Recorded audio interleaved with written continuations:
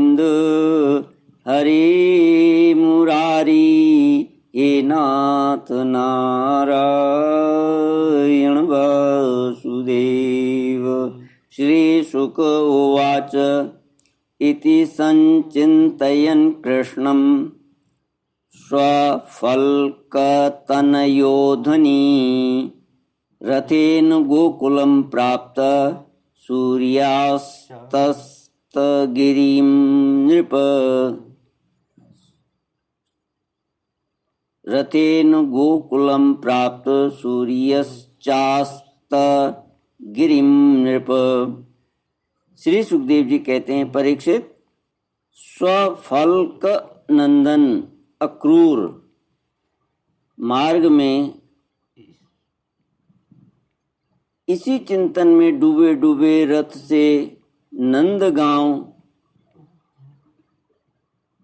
पहुंच गए और सूर्य अस्ताचल पर चले गए, जिनके चरण कमल की रज का सभी लोकपाल अपने किरीटों के द्वारा सेवन करते हैं। अक्रूर जी ने गोष्ठ में उनके चरण चिन्हों के दर्शन किए। कमल, यव, अंकुश आदि असाधारण चिन्हों के द्वारा उनकी पहचान हो रही थी और उनसे पृथ्वी की शोभा बढ़ रही थी। उन चरण चिन्हों के दर्शन करते ही अक्रूर जी के हृदय में इतना आह्लाद हुआ कि वे अपने को संभाल न सके, विह्वल हो गए। प्रेम के आवेग से उनका रोम रोम खिल उठा, नेत्रों में आंसू भर आए और टप टप टपकने लगे। वे रथ से कूदकर उस धूलि में लौटने लगे और कहने लगे, अहो, यह हमारे प्रभु के चरणों की रज है। परीक्षित, कंस के संदेश से लेकर यहाँ तक अक्रूर जी के चित्त की जैसी अवस्था रही, यही जीवों के देह धारण करने का परम लाभ है। इसीलिए जीव मात्र का यही परम कर्तव्य है कि दंभ, भय और शोक त्याग कर भगवान की मूर्ति, प्रतिमा, भक्त आदि चिन्ह, लीला स्थान तथा गुणों के दर्शन, श्रवण आदि के द्वारा ऐसा ही भाव संपादन करें। श्री कृष्ण गोविंद हरे मुरारी हे नाथ नारायण वासुदेव। व्रज में पहुंचकर अक्रूर जी ने श्री कृष्ण और बलराम दोनों भाइयों को गाय धूनी के स्थान में विराजमान देखा। श्याम सुंदर श्री कृष्ण पीताम्बर धारण किए हुए थे और गौर सुंदर बलराम नीलांबर, उनके नेत्र शरतकालीन कमल के समान खिले हुए थे। उन्होंने अभी किशोर अवस्था में प्रवेश ही किया था। वे दोनों और गौर श्याम निखिल सौंदर्य की खान थे। घुटनों का स्पर्श करने वाली लंबी लंबी भुजाएं, सुंदर वदन, परम मनोहर और गज शावक के समान ललित चाल थी। उनके चरणों में ध्वजा, वज्र, अंकुश और कमल के चिन्ह थे। वे चलते थे, उनसे चिन्हित होकर पृथ्वी शोभायमान हो जाती थी। उनकी मंद मंद मुस्कान और चितवन ऐसी थी मानो दया बरस रही हो। वे उदारता की तो मानो मूर्ति ही थे। उनकी एक एक लीला उदारता और सुंदर कला से भरी थी। गले में बनमाला और मणियों के हार जगमगा रहे थे। उन्होंने अभी अभी स्नान करके निर्मल वस्त्र पहने थे और शरीर में पवित्र अंग राग तथा चंदन का लेप किया था। परीक्षित, अक्रूर जी ने देखा कि जगत के आदि कारण, जगत के परम पति पुरुषोत्तम ही संसार की रक्षा के लिए अपने संपूर्ण अंशों से बलराम जी और श्री कृष्ण के रूप में अवतीर्ण होकर अपनी अंग कांति से दिशाओं का अंधकार दूर कर रहे हैं। वे ऐसे भले मालूम होते थे जैसे सोने से मढ़े हुए मरकतमणि और चांदी के पर्वत जगमगा रहे हों।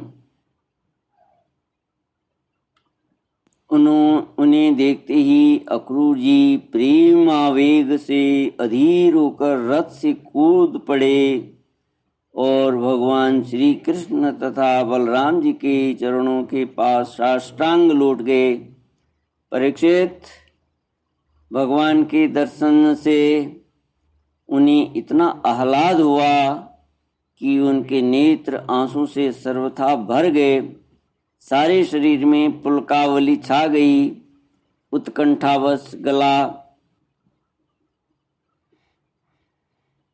भर आने के कारण वे अपना नाम भी न बतला सके। शरणागत वत्सल भगवान श्री कृष्ण उनके मन का भाव जान गए।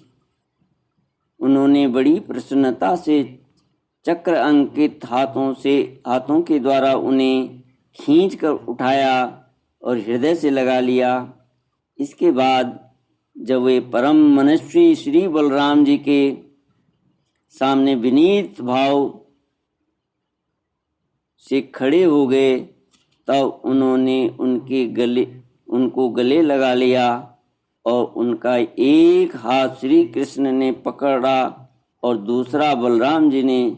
दोनों भाई उन्हें घर ले गए। श्री कृष्ण गोविंद हरे मुरारी, हे नाथ नारायण वासुदेव। घर ले जाकर भगवान ने उनका बड़ा स्वागत सत्कार किया। कुशल मंगल पूछकर श्रेष्ठ आसन पर बिठाया और विधि पूर्वक उनके पांव पखार कर मधुपर्क, शहद मिला हुआ दही आदि पूजा की सामग्री भेंट की। इसके बाद भगवान ने अतिथि अक्रूर जी को एक गाय दी और पैर दबाकर उनकी थकावट दूर की तथा बड़े आदर एवं श्रद्धा से उन्हें पवित्र और अनेक गुणों से युक्त अन्न का भोजन कराया। जब वे भोजन कर चुके तब धर्म के परम मर्मज्ञ भगवान भगवान बलराम जी ने बड़े प्रेम से मुखवास, पान, इलायची आदि और सुगंधित माला आदि देकर उन्हें अत्यंत आनंदित किया। इस प्रकार सत्कार हो चुकने पर नंद राय जी ने उनके पास आकर पूछा, अक्रूर जी, आप लोग निर्दयी कंस के जीते जी किस प्रकार अपने दिन काटते हैं? अरे, उसके रहते आप लोगों की वही दशा है जो कसाई द्वारा पाली हुई भेड़ों की होती है। जिस इंद्रिया राम पापी ने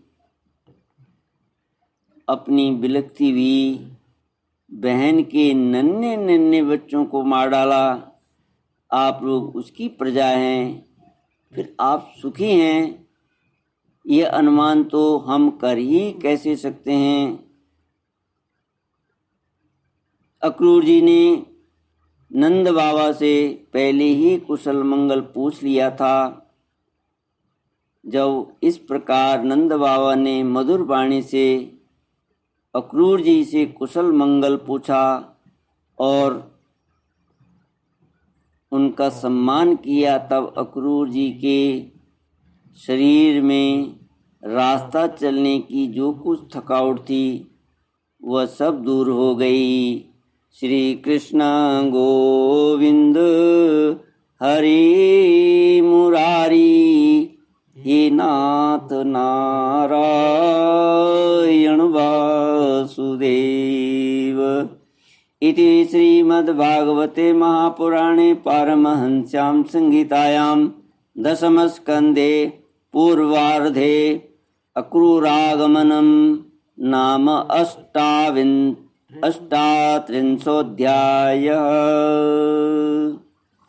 ॐ पूर्णमद पूर्णमिदं पूर्णात् पूर्णमुदच्यते पूर्णस्य पूर्णमादाय पूर्णमेवावशिष्यते।